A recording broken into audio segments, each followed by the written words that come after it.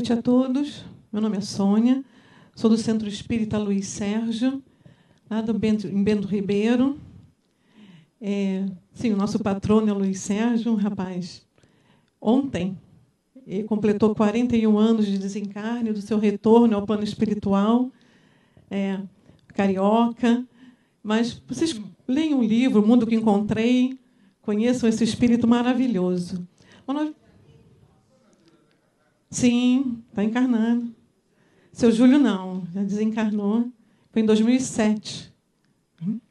A dona Zilda deve vir agora aqui ao Rio em maio e em agosto, por ocasião dos nossos encontros Catedral do Som, que é, abrindo só um parêntese rápido, a imagem que Luiz Sérgio traz do plano espiritual a respeito das Catedrais do Som existentes no plano espiritual.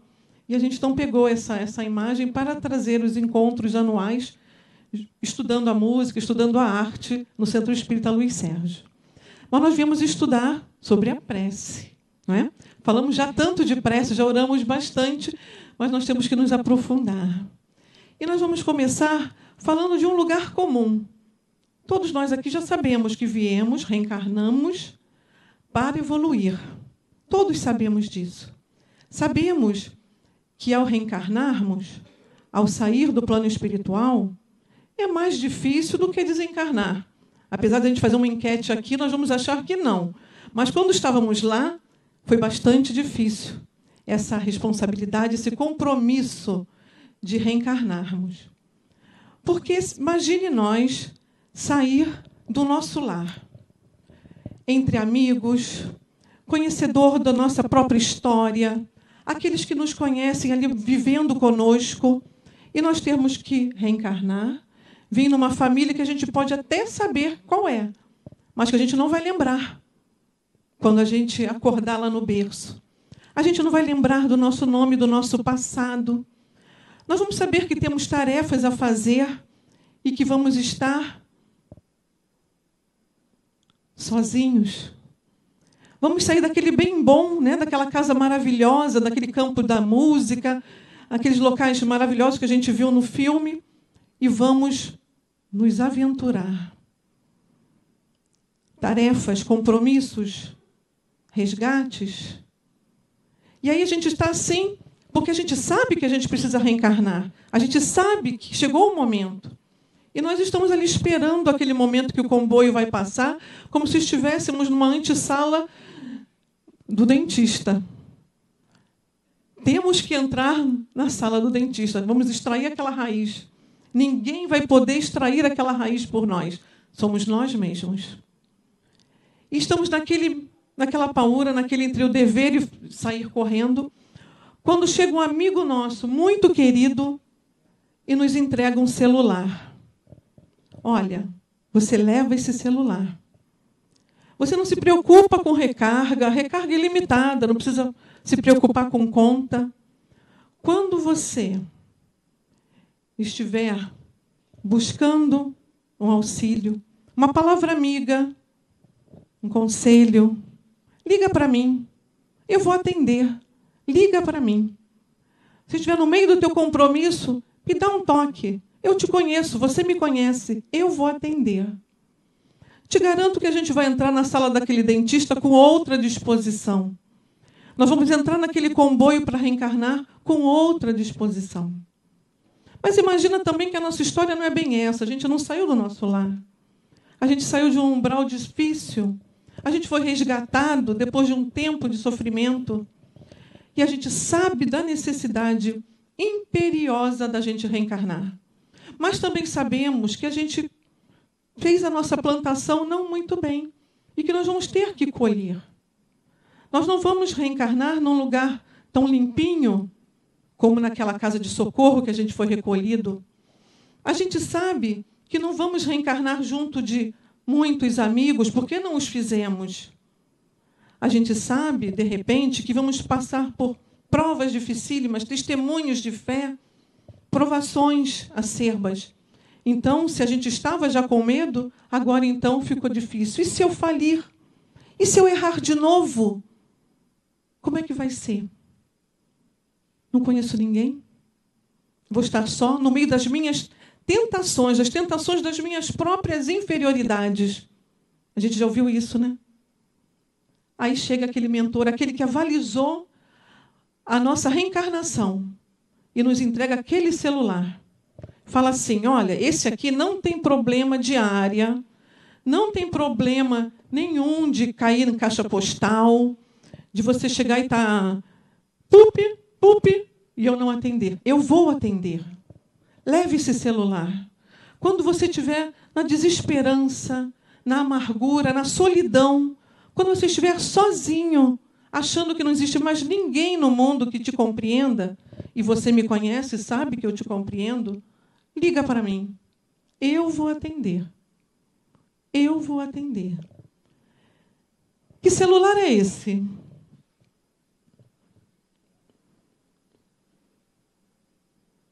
Para baixo? São as surpresas da tecnologia. O celular não tem problema de recarga.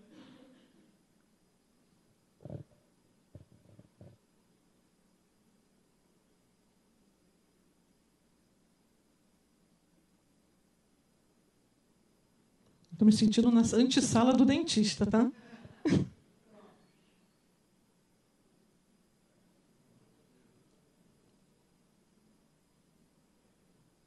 E aí? Que celular é esse que nos foi apresentado? Vamos passar o seguinte? É a prece. A prece, nós podemos, em qualquer lugar que a gente esteja, em qualquer situação, estado de espírito nosso, nós podemos recorrer tal qual se fora realmente um celular. Para falarmos, para sentirmos, para passarmos a nossa dificuldade, ou o nosso agradecimento, ou o nosso louvor, e que vai chegar. Se nós não estivermos sentindo assim, a gente vai ter que fazer um trabalho de fortalecimento da nossa fé. Porque é exatamente isso. A prece é a ligação que a gente precisa se manter. É como se fosse um alimento. É um alimento. Não é só arroz e feijão. O alimento do nosso espírito. É a nossa recarga de bateria diária, minutária, secundária, qualquer momento. Eu tive uma experiência o ano passado que me chamou bastante atenção com relação à prece. Um rapaz que trabalhava comigo, TI de informática, bem pragmático, ele não gostava, ele sabia que eu era espírita, mas ele não gostava de falar sobre espíritos. Falar sobre desencarnação, essa palavra para ele causava arrepio. Ele tinha até curiosidade. A gente percebia, ele ia muito na minha sala, perguntava como se falava, como se começava a falar seriamente, ele ia embora. Nossa, espírito não, e saía porta fora. Rapaz forte, jovem, conheceu uma menina, foi morar com ela. Depois de 2 anos morando com ela, vamos casar. Casou no sábado, quando na quarta-feira anterior ele recebeu o diagnóstico de um câncer linfático. Mas não, vamos casar. Um câncer igual ao do Janequine. Começou a fazer quimioterapia, não teve lua de mel. Quimioterapia, aguentando. Veio uma ferida no braço. Ninguém deu importância naquela ferida. Mas aquela ferida se alastrou, cresceu, então pegou uma pneumonia, tipo assim, entrou no hospital 1 semana depois de uma septicemia, desencarnou. Todos ficamos bastante consternados, uma desencarnação bastante rápida. Mas a vida que segue.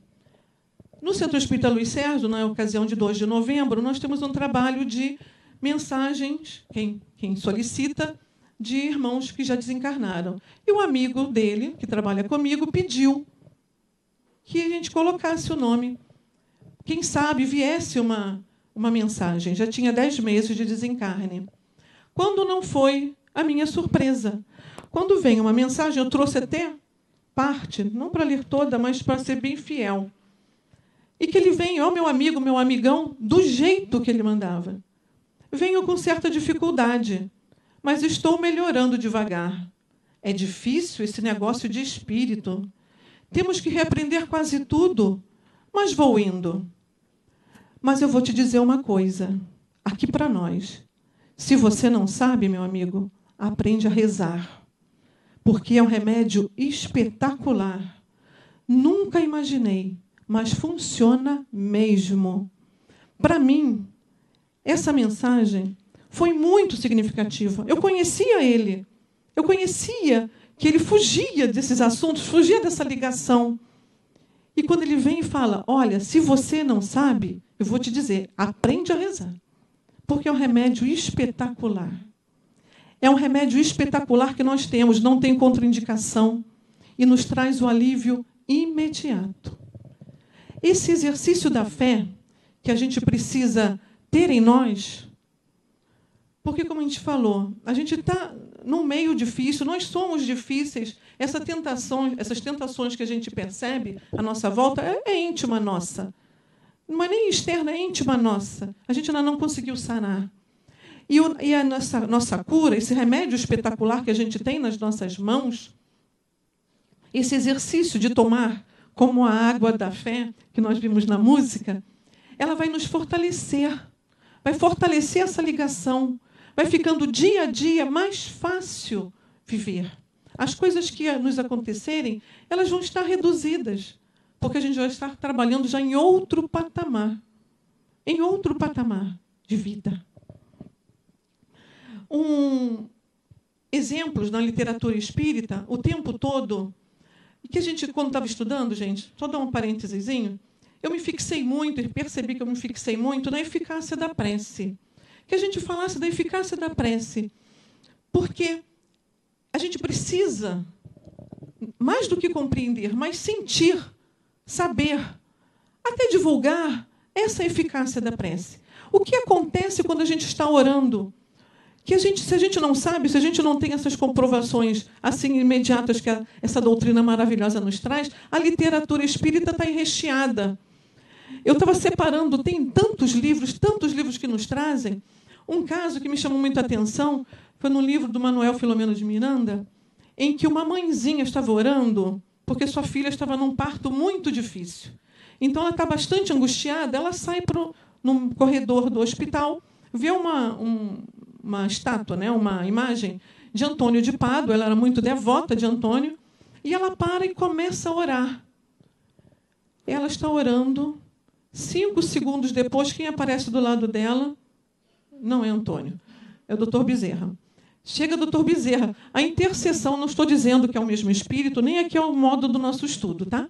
Mas chega o Dr. Bezerra, um médico que vem trazer, além do auxílio à filha, que estava passando momentos difíceis, também a tranquilidade da mãezinha. A mãezinha viu o Dr. Bezerra ali do lado? A não ser que ela seja vidente, ela não viu. No livro ele não conta isso, ela não viu. Mas saiu daquela prece revigorada. Ele nos conta que ele estava ali, ele nos conta toda a ação dele. No livro, se não me engano, é Tramas do Destino, do Manuel Filomeno de Miranda. Eu me lembrei também de um livro chamado Jardim dos Girassóis. É completamente diferente o livro, é uma linguagem fácil para jovens e traz uma história muito peculiar e muito atual mesmo.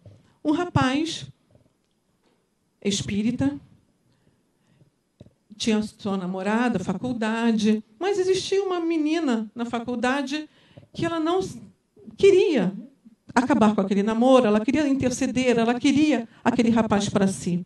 Enredava, fazia muitos planos em torno do rapaz, até que ela conseguiu criar uma situação e ele se viu sozinho dentro da casa dela com ela.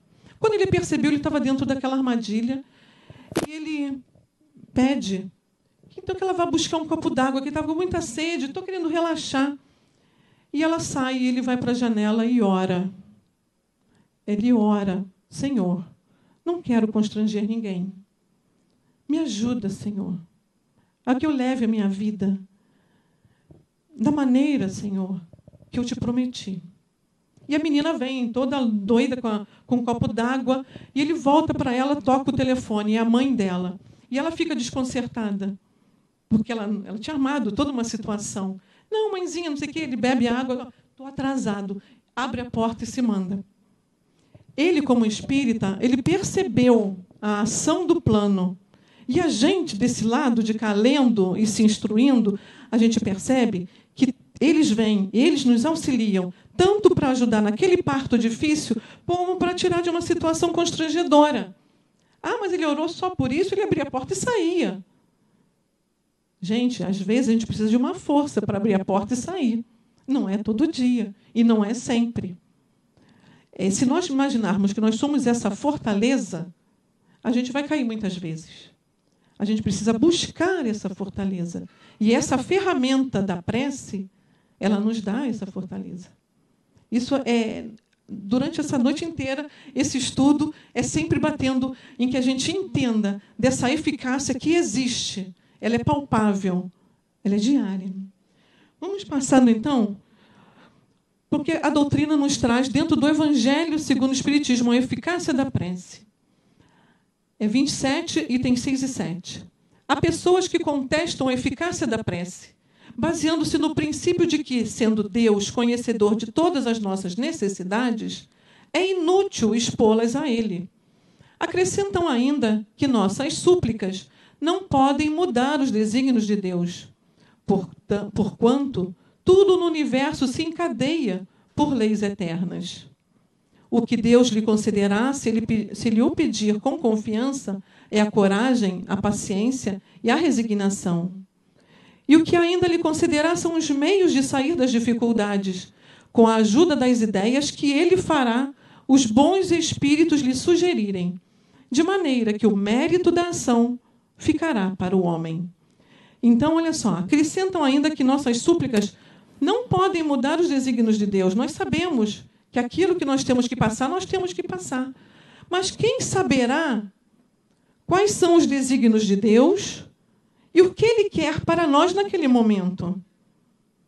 Deus pode postergar, sim, todo e qualquer resgate que a gente tenha que passar. Ou provação. Ah, não está preparado agora, vamos mais adiante. Vamos fazer isso a prestações mais leves, porque ele não está aguentando o rojão. Ah, então, mas ele vai saber, eu não preciso pedir. Precisamos, sim. Precisamos, sim. Isso é um exercício de humildade, a gente pedir. Não é humilhação. É conhecer e saber quem é o nosso Pai e de quem somos filhos. Deus lhe concederá a coragem, a paciência e a resignação. Quantas vezes nós, quando passamos por alguma dificuldade, qualquer que seja, tá? De doença, de assalto, de situações, estamos chegando atrasados para uma palestra, qualquer situação em que a gente recorre à oração, e a gente viu aquela situação passar, não sei como eu tive tanta coragem, não sei como eu tive tanta paciência de vivenciar aquela situação e não estourei. Não sei como é que eu consegui me resignar. Sabemos, sim, como é que a gente teve tanta coragem. Se a gente fizer uma enquete aqui, acho que 100% já passou por situações que se desconhece a sua reação depois que passou. Isso em assalto é muito, muito comum. Não sei como eu tive aquela reação. Mas eu nem esbocei nenhuma prece. Tudo bem, a gente não se ajoelhou, a gente não colocou as mãos como aquela menina no começo, mas nós fizemos a nossa prece, sim. Ai, meu Deus, me ajuda. Não é preciso falar, destelhar aquela oração, pegar o terço. Aquele religare que nós vimos na música, aquela ligação, ela está em nós. Está ali em nós o tempo todo. A gente precisa operar e saber como operar essa ligação. Ali embaixo, e ainda lhe considerar, são os meios de sair das dificuldades, que eu sublinhei para não esquecer uma história que Luiz Sérgio conta no livro O Mundo que Encontrei, em que ele está recém-desencarnado e é dado a ele uma tarefa. Tem um pai, mãe e uma criança que está num piquenique, num bosque, e a criança ela se perde e ela cai e fica desmaiada. A mãe fica desesperada e o pai procurando. Foi dado a ele essa tarefa. Vai lá e faz com que eles achem aquela criança. E ele chega, então, em torno da mãezinha e tenta intuí-la, tenta ajudá-la, e ela está uma pilha de nervos, ela não consegue fazer ligação com nada. Com nada. Então, ele vai para o pai, vê que o pai está um pouco mais calmo. envolve o pai em prece, envolve o pai se tranquiliza e pede para ele, então, pegue aquele caminho. E o pai vai, pega o caminho e encontra a criança. Luiz Sérgio fica ali com eles, em volta, até chegar aí na casa dele, e quando ele ouve o pai falando, nossa, eu não sei o que me deu, eu ia por aquele caminho, de repente me deu uma intuição e eu segui o outro caminho. Aí o Luiz Sérgio responde, a intuição era eu. Essa intuição tinha um nome, era Luiz Sérgio. E quanto mais das vezes nós nos sentimos também a mesma intuição. Fui eu que orei, fui eu que tive essa ideia espetacular, fui eu que fiz isso, fui eu que fiz aquilo. Quando acaba, é um espírito amigo, um espírito familiar, um espírito que está querendo nos ajudar a sair daquela dificuldade que ali está. Vamos passar? No livro Consolador, é um livro também de perguntas e respostas dadas por Emmanuel, na questão 245, ele fala assim da prece. A prece não poderá afastar os dissabores e as lições proveitosas da amargura, constantes do mapa de serviços que cada espírito deve prestar na sua tarefa terrena. Mas deve ser cultivada no íntimo, como a luz que acende para o caminho tenebroso, porquanto a oração sincera estabelece a vigilância e constitui o maior fator de resistência moral no centro das provações mais escabrosas e mais rudes. Então, Emmanuel vem nos falar da oração sincera, aquela oração contrita, aquela oração respeitosa, que estabelece em nós a vigilância. Não é aquela vigilância de onde está o mal e caminhar com muito medo. Não, mas aquela vigilância que o reforço moral, essa resistência moral, o saber onde caminha, o saber da ferramenta que temos, que não estamos sós, nos dá. Essa vigilância de saber um caminho que a gente precisa e deve trilhar, mesmo que ele vá contra os nossos interesses pessoais e momentâneos. Talvez aí esteja nosso maior desafio para nós nesse século que a gente vive. Deixar os nossos interesses pessoais, transitórios, temporários, pelo bem maior, pelo bem coletivo. A gente não encontra muitas pessoas com esse afim. Vamos adiante, no próximo slide. Aí a gente vai para o Livro dos Espíritos, e está repleto a respeito desse tema. Na questão 659, qual o caráter geral da prece? A prece é um ato de adoração. Orar a Deus é pensar nele, é pôr-se em comunicação com ele. Há 3 coisas podemos propor-nos por meio da prece: louvar, pedir, agradecer. Na 660, a prece torna melhor o homem? Sim, porquanto aquele que ora com fervor e confiança se faz mais forte contra as tentações do mal, e Deus lhe envia bons espíritos para assisti-lo. É este um socorro que jamais se lhe recusa, quando pedido com sinceridade. O essencial não é orar muito, mas orar bem. De repente, uma palavra é a oração que está valendo, que vai chegar lá. Porque a gente vai ver mais adiante a respeito dessa vontade ao fazer uma prece.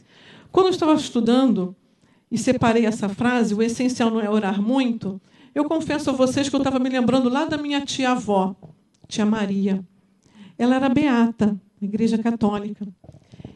Eu nasci numa família católica, meu pai era congregado mariano, minha mãe era filha de Maria, então já viu, né?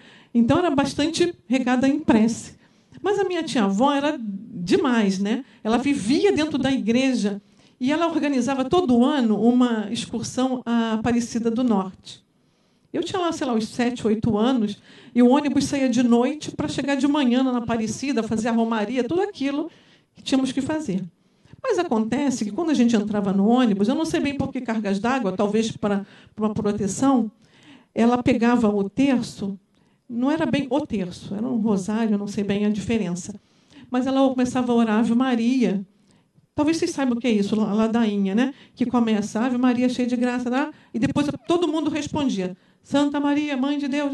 Então, para mim, aquilo não acabava. Ela ficava horas lá na frente, do lado do motorista, Ave Maria, cheia de graça. Aí todo mundo, Santa Maria, Mãe de Deus. E eu ia diminuindo, cada vez iam diminuindo mais as respostas, porque estava todo mundo cansado, mas ela não se cansava. E ela ficava ali o tempo, eu dormia, né? Eu dormia, não via ela acabar com aquilo. Mas e sempre é muito interessante, né? A gente sempre tem alguém assim na família. E, para mim, ela deu uma lição, a derradeira lição, que eu guardo até hoje, a maneira como ela desencarnou. Ela desencarnou dentro de uma igreja, arrumando uma imagem de Nossa Senhora, que no dia seguinte, na igreja, haveria uma celebridade, alguma situação lá, uma festividade de Maria. Então, ela estava no altar, arrumando rosinhas na cabeça de Maria, botando aquele mantinho na Maria. Aí, de repente, deu uma dor no coração, ela foi e sentou na primeira fila, um infarto fulminante, e ali desencarnou. E ali ela não sabia que estava me dando a grande lição. A maior lição que ela me deu na vida inteira foi aquele desencarne dela. Porque naquela ladainha, naquela prece, naquela organização, ela estava trabalhando por cada um de nós, ensinando da maneira dela, da maneira que ela sabia, da fé dela, nos ensinando a orar. Isso, para mim, foi assim, muito, muito forte. Eu fiquei até com vergonha do tempo que eu dormia. Oh, meu Deus, aquela boca, né? Quando eu era criança. Mas a gente não sabe, né? A gente não sabe nada. A gente tem que agradecer sempre a Jesus, a Deus, essas experiências. Não precisa passar, não, porque nós vamos falar do louvar, pedir e agradecer, porque lembrei da música do nosso querido Robson Ribeiro e gostaria de colocar, nesse momento, a música, mas lembrando que a música é uma prece. Todos nós, antes da reunião, nós estávamos aqui orando, porque nós sabemos que a nossa vibração na palavra articulada ou no pensamento, ela chega. E sabemos que a música é um meio de comunicação. A música chega nos campos de força que a gente desconhece. A ação dela não passa nem pelo cérebro, ela vai direto no coração, vai direto em nós. Então, quando a gente ora cantando, isso vara. A gente vai pedir, então, é produção, né, que a gente pede? Pedir a produção para colocar a música do Robson Ribeiro, Eis-me Aqui. Meus queridos, louvar, agradecer e pedir. Estava fazendo um levantamento assim lá em casa com a minha filha. Eu acho que 95% a gente pede, 4% a gente agradece, 1% a gente louva. Um dia a gente vai aprender a não pedir. Mas também o pedir faz parte ainda da nossa caminhada, da nossa conscientização de que a gente é um necessitado. Né? Vamos adiante. 659. Já fomos naquela? Isso. Não. Para baixo. Isso. Agora 661. Poderemos utilmente pedir a Deus que perdoe as nossas faltas? Resposta: Deus sabe discernir o bem do mal. A prece não esconde as faltas. Aquele que a Deus pede perdão de suas faltas só obtém mudando de proceder. As boas ações são a melhor prece. Por isso que os atos valem mais do que as palavras. Olha só, a gente pode pedir a Deus perdão das nossas faltas, mas só vamos obter se mudarmos o proceder. Vamos fazer a falta, vamos pedir perdão. Vamos fazer a falta e pedir perdão. Isso é passado para a gente. A gente já entende que isso não dá mais. Nem lá na nossa casa com o nosso filho a gente faz isso, né? Então é preciso que a gente mude o nosso proceder. E a melhor prece são as boas ações. E a gente lembra dessa casa maravilhosa, das casas espíritas que nos dão a oportunidade do trabalho no bem, do trabalho continuado, do trabalho em grupo. A união, o grupo, nos fortalece. Se a gente vai sozinho em algum lugar, amanhã a gente não vai porque tem a novela, porque está chovendo, ou porque está sol demais. Mas quando a gente tem um grupo em algum trabalho, nós nos fortalecemos porque nós temos o compromisso. e a gente vai ter a força de levantar e ir. Estão me esperando, esse trabalho eu me comprometi, e a gente vai. Essa é a importância da gente observar quão bem que a casa espírita nos faz. Eu estava pensando, cheguei à conclusão que a casa espírita existe não para os assistidos, não, é para a diretoria mesmo. Os maiores assistidos da casa espírita é a diretoria, né? É o pessoal que dirige, é o pessoal que está ali na linha de frente, porque aquele pessoal ele carrega, sim, aquele compromisso de ali estar. Se rasga e ali está, porque sabe, né? Se comprometeu, prometeu, e sabe, tem a fé que vai um dia prestar essa conta desse trabalho, né, que tomou e que aceitou. 664. Será útil que oremos pelos mortos, pelos espíritos sofredores? A prece não pode ter, por efeito, mudar os desígnios de Deus, mas a alma por quem se ora experimenta alívio. Sem fazer crítica nenhuma, mas a gente lembra das outras religiões que não oram pelos suicidas, né? Não oram por aqueles queridos sofredores. Até a missa de sétimo dia é negado, né, a quem se suicidou. E a gente entende dentro da doutrina espírita, essa doutrina que esclarece, que tira as dúvidas, é só a gente saber onde procurar, saber a quem perguntar. Quão bem a prece aos nossos irmãos sofredores, aos nossos irmãos suicidas não fazem. É só a gente abrir qualquer livro. Tem um livro chamado Martírio dos Suicidas. Eu deixei até no carro, é de Almerindo Castro. Ele é um marco, esse livro, dentro da doutrina espírita. Se vocês conhecerem alguém que esteja pensando em suicidar ou tenha tendência a suicida, entrega aquele livro. Está fazendo uma caridade incrível, porque, pode crer, vai abandonar essa ideia. E nesse livro, Martírio dos Suicidas, ele conta uma história de uma moça, de uma mãe, que ela está desesperada, está com 2 filhos, foi abandonada, está com fome, todo aquele quadro tenebroso que vocês imaginam. E ela só vê uma saída, é o suicídio, e vai para a linha do trem. E lá ela empurra o maiorzinho e se joga com o pequenininho. E ela é evocada e ela traz a sua experiência lá do outro lado, em que ela, dia após dia, hora após hora, ela só sente a batida do trem, o esmagar dos ossos, sente a batida do trem, o grito dos filhos, o esmagar dos ossos, dia a dia, sem descanso. Mas tem 1 minuto e que aquilo tudo para. Ela fecha os olhos e ela dorme. Aí começa tudo de novo. É o martírio, é o grito, é os ossos. Aí para. Ela dorme. Aí começa tudo de novo. E ela pergunta, o que é isso? Quando fazem prece para você. Quando oram, lembrando da sua história tão triste, de uma moça tão jovem, tão desesperada. Naquele momento, as preces de pessoas que ela nem conhece alcançam e ela dorme, e ela descansa.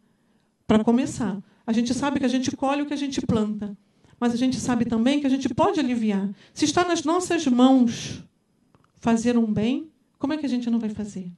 A gente não precisa, como foi lido no começo, né? A nossa querida falou, não é preciso dinheiro para fazer a caridade. Nossa, essa caridade todos nós podemos fazer. A oração. Aquela pessoa que vem, a gente está num momento difícil, quer ajudar, mas a gente não tem como ajudar, a prece. A prece vai chegar e vai envolvê-lo e vai chegar o resultado que ele precisa. De repente, não é o dinheiro, não é nada, mas o resultado que ele precisa vai chegar. Ali está ali do lado. Devemos orar não até Deus nos ouvir, mas até que possamos ouvi-lo. E aí a gente precisa ficar em contrição, com calma, tranquilidade, e orar, porque a gente vai ouvir o que Deus vai nos dizer. Pode. Voltando lá para o Evangelho 27, 9 e 10, ação da prece, transmissão do pensamento. Essa aqui é a parte mais didática do nosso estudo, né? Porque é preciso a gente falar um pouquinho disso. A prece é uma invocação. Por seu intermédio, entramos em comunicação pelo pensamento com o ser a quem nos dirigimos. Para se compreender o que se passa nessa circunstância, é preciso imaginar todos os seres encarnados e desencarnados imersos no fluido universal que ocupa o espaço, assim como aqui na Terra estamos mergulhados na atmosfera. O fluido recebe o impulso da vontade, ele é o veículo do pensamento, como o ar é o veículo do som, com a diferença de que as vibrações do ar são circunscritas, enquanto que as do fluido universal se estendem ao infinito. Então, a nossa prece vai ser mais eficaz tanto quanto for a nossa vontade, tanto quanto for o nosso pensamento, tanto quanto for a força que a gente imprimir naquele ação, naquele pensamento. O ar a gente entende, né? Nós estamos mergulhados aqui. Estamos mergulhados também no fluido universal, que vai fazer essa ligação. Não importa para quem a gente esteja orando, se está lá em Marte, em Júpiter, esteja lá no... Vai chegar, em 1 segundo vai chegar. Menos de 1 segundo, aquela prece vai chegar. Esse entendimento eu chamo de fé. Essa não só percepção, mas esse sentimento é a fé que vai chegar sim e ele vai vir. Aquele espírito, aquele auxílio. Nada se faz sem a vontade de Deus, que comanda naquela cadeia e nos vem auxiliar. Como o Luiz Sérgio naquele momento, né? É um espírito como nós. Ainda vai reencarnar muitas vezes, mas fazendo a caridade que lhe foi possível fazer. Vamos adiante? A continuação daquele mesmo.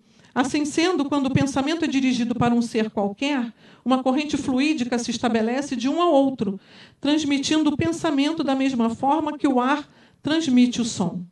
A energia dessa corrente está na razão direta da energia do pensamento e da vontade. É assim que a prece é ouvida pelos espíritos, em qualquer lugar em que eles se encontrem, que os espíritos se comunicam entre si, que nos transmitem suas inspirações e que se estabelecem as relações à distância entre os encarnados. E a gente trouxe ali a imagem daquele raio horizontal. Ultimamente, há pouco tempo, teve uma tempestade elétrica em que foi visto, foi filmado. Entrem lá no Google que vocês vão ver, assim, em cima da cidade do Rio de Janeiro, muitos desses raios horizontais, não é aquele raio vertical, horizontal, e que nos faz relembrar muito, não só a ação da própria prece, mas também o fogo depurador, né, do plano espiritual, nos umbrais, que chegam e que limpam, tirando os miasmas. Quem lê o livro Obreiros da Vida Eterna, tem lá, busquem lá na casa de vocês, ou a história da casa transitória, porque aqui ele fala da prece dos desencarnados, no plano espiritual, como a prece não é só para nós encarnados, óbvio, para os desencarnados também. Nesse caso da casa transitória, a casa vai sofrer um ataque trevoso e eles oram ali dentro, a casa é suspensa, passa o fogo depurador, limpa tudo e a casa baixa de novo. Então, eu vou falar uma palavra aqui, talvez você execrada. O milagre da prece, ele aí está. Cá, lá, é a nossa ferramenta, é o nosso celular com recarga indefinida. Vamos adiante? Essa explicação visa esclarecer principalmente aqueles que não compreendem a utilidade da prece puramente mística.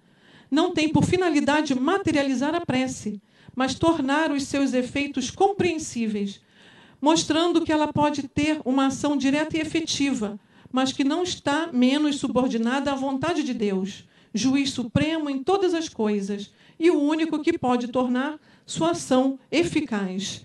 Então, essa parte, Kardec é 10, né? Ele colocou isso aí porque aqueles que não acreditam na prece puramente mística precisam entender essa transmissão do pensamento, como ela se processa, vamos dizer assim, cientificamente.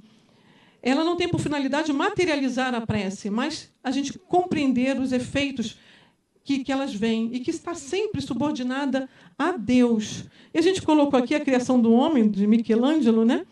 Em que Deus ali está, uma figuração que Michelangelo fez, mas que ele nos toca. Mas é necessário que a gente também estenda a mão, estenda o braço naquela figura que Michelangelo trouxe, que é belíssima no teto da Capela Sistina. Vamos adiante. Estamos acabando. Antes de a gente entrar na oração dominical, a gente não podia deixar de falar, nesse final, a respeito do culto do lar, que é super, hiper importante que a gente estabeleça em nosso lar. Todos nós já ouvimos falar daquele espírito endemoniado que entra por uma porta aberta e que vem ao auxílio, ele é retirado, mas ele vem na casa de novo. E se a casa estiver com a porta aberta, ele vem e traz mais 7 espíritos que entram na casa. Vocês lembram disso? O que é a porta aberta? Então a gente vai manter a nossa casa sempre com a porta fechada? Vamos abrir pelo cantinho para ela? Não. Essa porta aberta é a casa desprotegida. É a casa sem a prece. Como é que nós vamos fazer a proteção da nossa casa? Como é que nós vamos fechar as portas da nossa casa a essa ação, essa influência que a gente sabe, lá na questão 459, ela é muito maior do que a gente pode supor. É através da prece. É através do culto do lar. Unir a família. Não é possível unir a família toda? Vamos unir aqueles que é possível. Esse horário não está compatível com esse. Vamos mudar o horário, até que a gente consiga um horário que todo mundo possa estar junto, possa estar orando. É muito importante. Nós estamos conversando sobre o Ativo ali com a Yasmin, e me lembrou uma história que o Ativo contava o tempo todo. Ele estava passeando pela favela de Vigário Geral. Passeando é modo de dizer, né? Estava passando pela... E ele viu, era noite, ele viu uma luz saindo de um casebre, vidente como era, né? E então ele pergunta para o doutor Herman, que estava ali do lado: Herman, que luz é aquela que está saindo daquele casebre no meio daquela favela? Aí ele fala assim: eles estão fazendo o culto do lar agora. A gente não vê, a gente não é vidente, mas no nosso lar também acende uma luz que ilumina. O sonho de Altivo era que em cada esquina houvesse um centro espírita, que tivesse evangelização das crianças, preparando essas crianças e ensinando essas crianças a orarem, para que elas crescessem com aquela resistência moral que a gente fala ali o tempo todo, que Kardec nos faz lembrar o tempo todo. Crescer sabendo que não estão sós, sabendo que tem aquele celular, né? Meu filho, quando me viu fazendo, ele tem 18 anos, me viu fazendo PowerPoint, não acredito que você vai falar mal do celular. Eu não vou falar mal do celular. É a prece, o nosso celular com Deus. Você não fica agarrado no teu celular? Exercita. Ele ora legal, ele é 10 também. Também que é o modo de dizer, porque ela também é 10. A outra filha. Não esqueçamos do culto do lar. Que a gente ensine às crianças da evangelização essa importância. Porque elas, muitas vezes ela vem, eu vejo lá pelo Centro Espírita Luiz Sérgio, em que elas vêm, mas as mães não vêm. E elas vão para casa e elas ensinam as mães a cantarem, elas levam os CDs.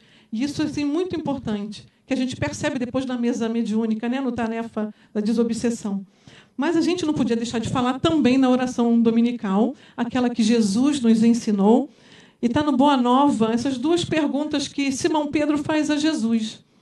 Mestre, será que Deus nos ouve todas as orações? Aí, nossa, essa resposta é demais. Acreditarias, Simão, que em todos os séculos da vida humana recorreriam as almas incessantemente a uma porta silenciosa e inflexível, se nenhum resultado obtivessem? Não tenhas dúvida, todas as nossas orações são ouvidas. Mas isso é claro, né? Como é que nós iríamos estar cultivando há milênios a prece se ela não tivesse resposta? É claro que ela tem resposta. A gente precisa ouvir essa resposta. Mestre, como deveríamos interpretar a oração? Em tudo deve a oração constituir nosso recurso permanente de comunhão ininterrupta com Deus. É necessário, portanto, cultivar a prece, para que ela se torne um elemento natural da vida, como a respiração. É o estado de prece. A gente não precisa estar de joelho, a gente não precisa estar com mãos postas. A gente precisa estar querendo, sinceramente, o bem do próximo. Amar a Deus sobre todas as coisas e ao próximo como nós mesmos. E a gente não podia acabar sem uma música. É a música Pai Nosso, musicada por Leonardo Cordel, em que ela vai ser tocada 2 vezes. Uma primeiro a gente ouve e depois a gente canta, junto com as crianças.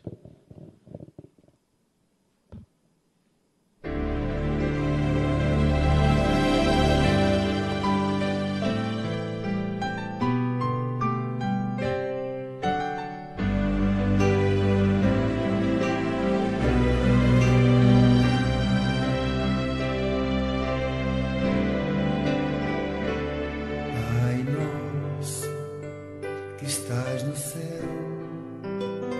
santificado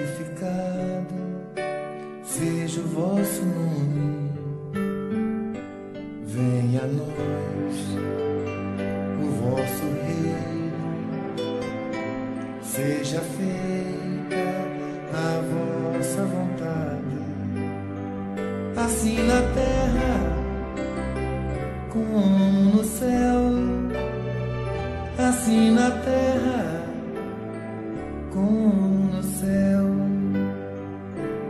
O pão nosso de cada dia dai-nos hoje, ó Senhor. Perdoai as nossas dívidas, assim como perdoamos aos nossos devedores. Não deixeis cair em tentação, mas livrai-nos de todo mal. Não deixeis cair em tentação, mas livrai-nos de todo mal.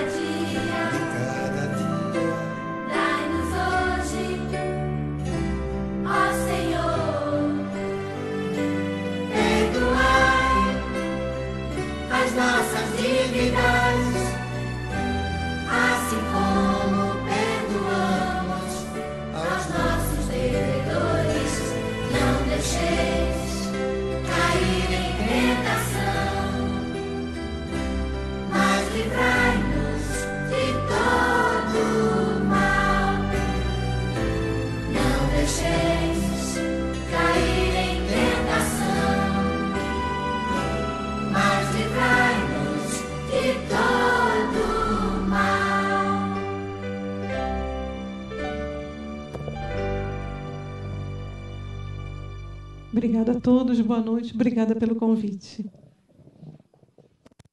É nova luz, vem de Jesus.